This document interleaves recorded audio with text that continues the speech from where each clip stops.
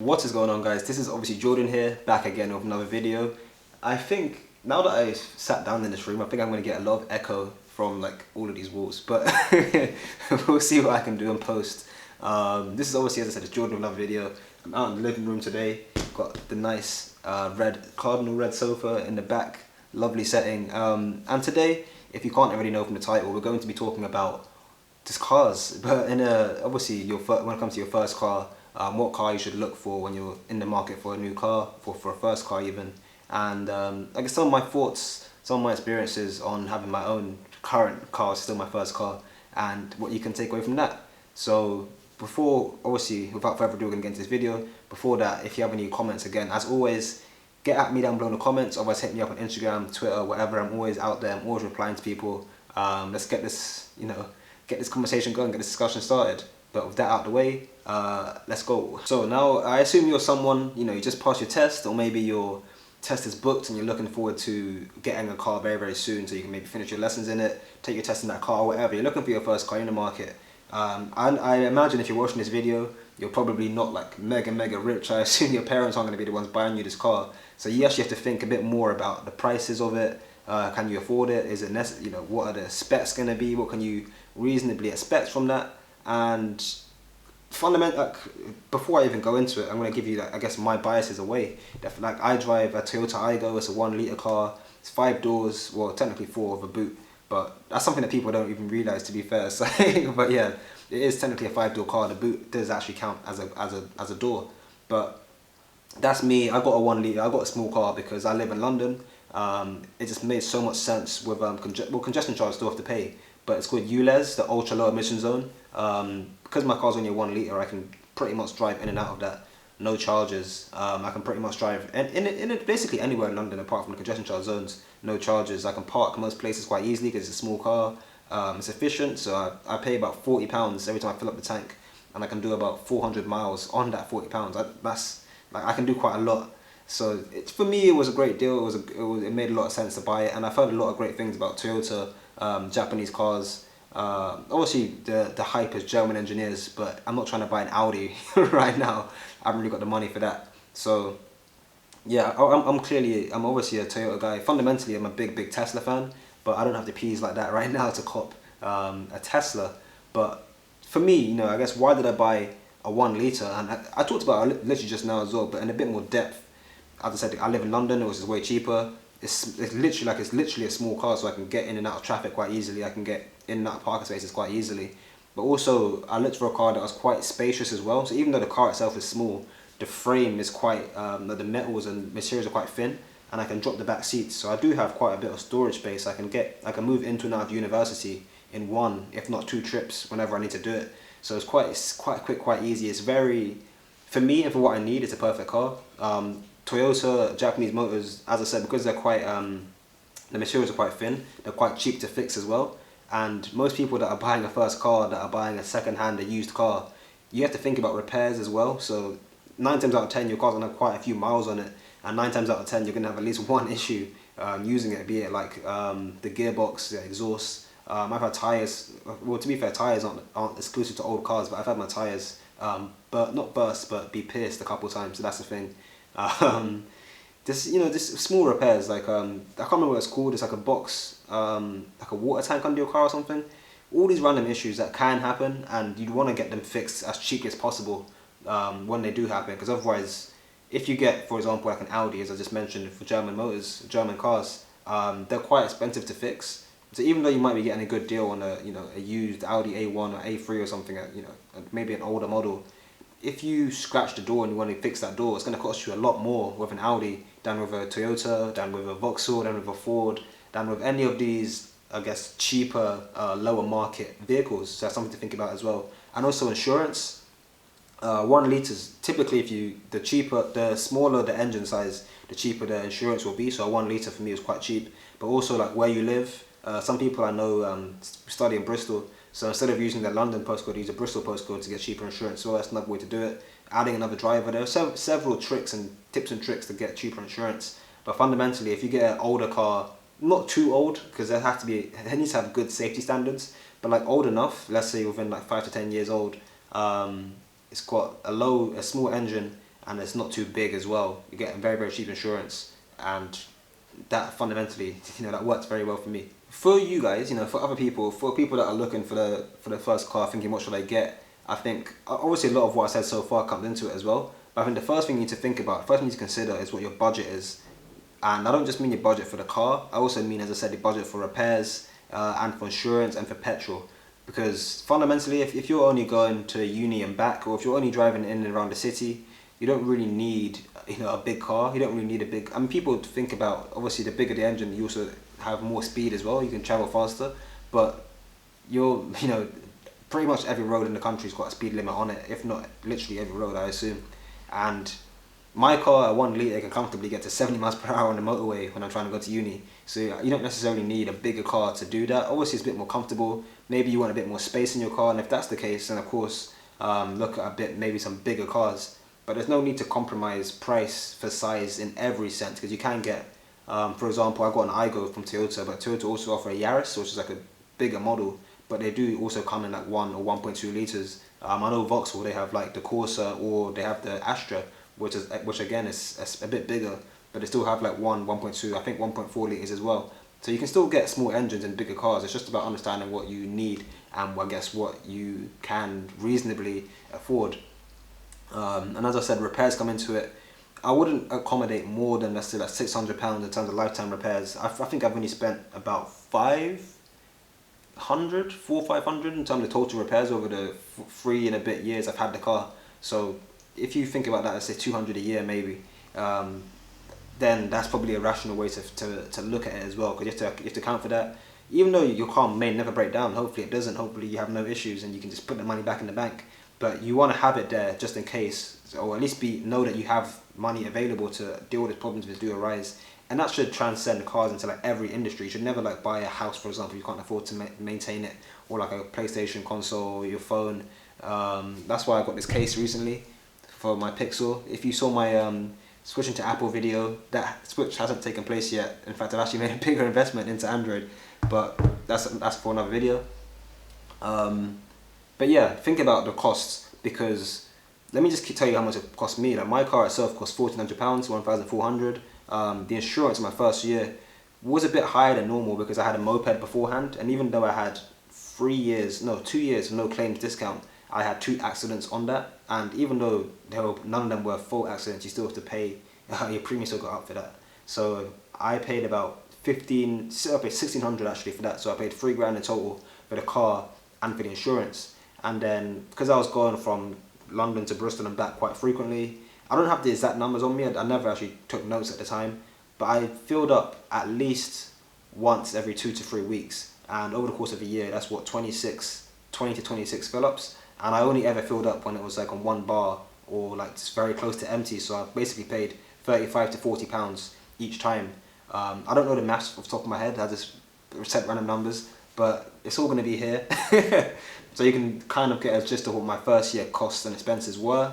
Because I was an idiot, so I also ran up other costs, like I got a speeding ticket my first year, I got I got 2 parking tickets in my first year, which are all down to ignorance. You don't need, like, speeding tickets aren't things you should accommodate. You shouldn't legislate for, maybe I'm going to get a speeding ticket, like just don't speed, or just don't speed, and park as legally as you can. But yeah, other than that, I probably spent about my car probably cost me about £6,000 over the course of the 3 years I've owned it, and that's obviously the one-time fixed cost of £1,400 and then the insurance for a couple of years.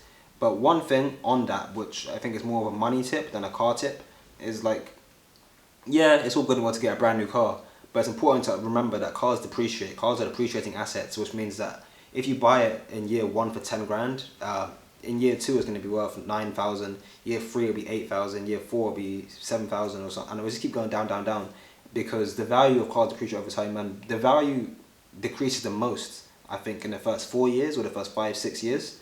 So you're way better off buying a car that's 4 years old, that's 5 years old, that's already experienced most of its depreciation, and that when you sell it on, it won't be worth much less than where it is now. Like my car, granted, the situation outside in 2020 has exacerbated the price a little bit, so I can probably recoup the full amount of the car, because people are buying a lot more second-hand cars at the moment because people don't trust public transport.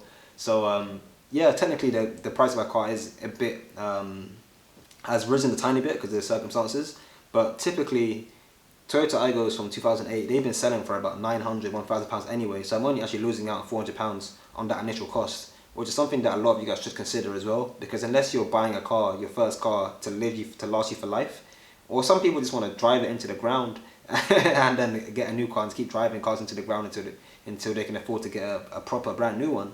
But for most people, I would honestly say just get a car that's a couple of years old, one that won't depreciate too much, one that you can sell on later for the same amount, if not a bit less. And that's something that I've accommodated for. That's why I don't mind as much paying a bit more for insurance, for the fully comprehensive, avoiding the black box and things like that, just so I know that I can recoup that later. So other than the expenses, I think there are several things that go into a car. I think obviously the expenses is a big one, but also as I said, what you want out of it. So I said, maybe you want a bit more space. My car, of course, has 5 doors instead of 3 because I wanted to access to the back doors if I'm going to be putting stuff in there, loading up for university. Most people my age, I assume, want a car with an audio jack port, or nowadays, since a lot of phones don't even have audio ports anymore, maybe look for Bluetooth, or typically, I mean, people don't seem to know this, but you don't actually need to buy a car with Bluetooth on it. You can actually get an older car and then just put a Bluetooth receiver in there on your own. Typically, you're gonna have to pay.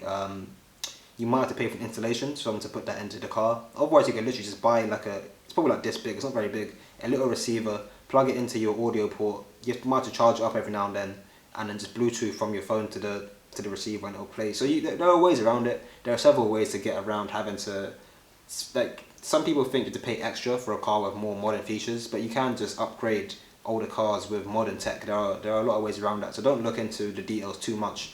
But some things you can't add retrospectively, such as air conditioning if you want that, electric windows if you want that, central locking system if you want that. My car has none of those things. I went for the cheapest possible options. I don't think I need electric windows. I don't mind winding it every now and then. But of course, if you do really desperately need wind up windows, or you do desperately need Bluetooth audio, then of course that's one to look into as well. But as I said, make sure you check out to see whether or not these things can be added retrospectively, because as I said, Bluetooth can be. You can just get a new radio in a lot of cars anyway. You can literally take out the old stereo system, put in a new one. So you don't think too much about those details. But of course, as I said, air conditioning, heating systems, central locks, those things will need to be built in from day one. If not, maybe it'll cost a lot more to install it. I think maybe I should have gone into this a bit earlier into the video, but there are obviously a lot of people thinking about petrol, diesel, manual, auto. But in 2020 and going forwards, there are several other options as well. I mean, technically you can only get manual or auto, but you can also get hybrid cars. You can get plug-in, or you can get non-plug-in hybrids or plug-in hybrids, or just full-out electric cars. And those are things that is definitely worth looking into. Again, especially if you live in big cities, especially London, where you have the congestion charge, all these different charges that you can get around. You can circumvent some of the charges with hybrids, with electric cars, because they typically only apply to cars that have a certain standard of fuel emissions. So if you do have a bit of extra money, or you do maybe have money up front that you can afford to drop up front, but you don't want to spend later on, you could even get a hybrid. It will cost you a bit more, as I said, up front, but you won't have to pay as much of petrol. It's a bit more efficient. If you care a lot about the environment, maybe you want the most efficient car you can get with the lowest possible fuel emissions, so you're not giving off any greenhouse gases. There are several other elements to it, a lot of nuances to buying a car. But I think what I've said so far is fundamentally the basics. That there's not really much more. When you're thinking about a car, the fundamental thing is what you need out of it, and then what you can afford, and then whether you can afford to get what you need with the money you have, and what compromises will need to be made. The thing is, insurance, as I said, I actually ended up paying a bit more for my insurance than what the car's worth. That's because I had 2 road traffic accidents on my moped in the past. But typically, you won't have to spend I think if you get a 1 litre car and you're 22 years old and just got your driving license, you're probably looking to spend about 1,000 max, maybe like 1 or 1.1 thousand. Otherwise, a lot of my friends are paying like 700, 800, 900. And even for a 1.2 litre, maybe, I think a 1.4 might be stretching it a little bit, but a 1.2, 1.1 litre car, you can probably get away with maybe like 1,200 max as well. Probably like on the average about 950 to 1,000, depending on where you live and your circumstances going into it. This year, even though I still have 2 accidents on my driving license, which will expire in March actually, so keep an eye out for my next car video. But even though I still have those 2 accidents on my insurance, I've got 4 years no claims, and I've had this car before, and I just renewed the same policy as well. So they were able to offer me like £400 to insure the car this year. So when you think about it like that, and if you're someone that hasn't even got a license yet and you're looking at this video just to see, you're looking up, you're trying to get ahead of the curve, one thing that you should take away from this that I wish I could drill into your head is just get your license as soon as possible, because the sooner you get it and the more years of technical experience you have on there, your insurance price will go down, down, down anyway. Even if you don't even have a car, you don't touch a car, you don't drive at all. If you go into the insurance website and say, I got my license in 2016, I've had it for 5 years, your price is just going to go down, even if you've never driven before. I don't know why, but that's just how it works. The other thing I think is worth mentioning as well is that I had 2 accidents, both of them were non-fault, but that still affects my premium. That's because statistically, I think insurance companies have proven that people that are involved in crashes are more likely to be involved in a crash in the future as well. So even though even though they weren't my fault, I still have to pay more for that because I'm apparently more likely to be in a crash because of that. I don't know what data backs it up. I don't know why that's the case, but either way, I've got to be paying more money now because of other drivers on the road. Which is something to recognise as well, that no matter how good a driver you are, you can pass your test first time and get 100% on your theory test, but fundamentally, once you're on the road, it's all open, it's different. If someone can pull out at any point and cause you to swerve, or a pedestrian can step out, a bird can come across your car, like anything can happen in the real world, in a non-controlled environment. So it's important to appreciate that no matter how good a driver you are, it doesn't matter. It's all about how you perform in that isolated incident where something happens and you have to react. That's all that matters. That's why like drink driving is bad. That's why like using your phone is bad. That's why like doing all these things behind the wheel, they're all bad, because you can be the best driver in the world, but if you're looking down when something pulls out in front of you, you're gonna crash. So you have to be aware to that and appreciate that. What the fundamental point of I was trying to get across there is that you're very likely to to have some sort of accident. That's why repair costs are important. That's why insurance is important. That's why you shouldn't mess around when it comes to driving, because you can afford to walk around looking at your phone and bump into someone because you're not going to do much, and in most cases you won't do much damage. But if you're looking down at your phone in a car and you hit someone, that's potentially life or death. So that's why I probably shouldn't have put this at the end of the video. It probably should have been like 20 minutes earlier, but it's fundamentally just trying to remember that cars are pretty lethal if not used properly. And yeah, I mean, that's fundamentally it. It's not a great note to end on, but I think that's all the tips I have for you guys for today's video. If you want to know more about cars and driving tips and etc, let me know down below in the comments. This is obviously the first time I've tried the video like this. It's very new. It's very something that I thought would be cool to talk about on on topic, I guess, in line with like financial talk, student talk, or things that I think are more applicable for students in my community. You can see I'm waffling now. I'm running out of words. So yeah, I've lost it. Put all that to the side. Thanks for watching, guys. Hit the like button, subscribe for more videos, yada yada yada, and I'll talk to you guys in the next one. Peace.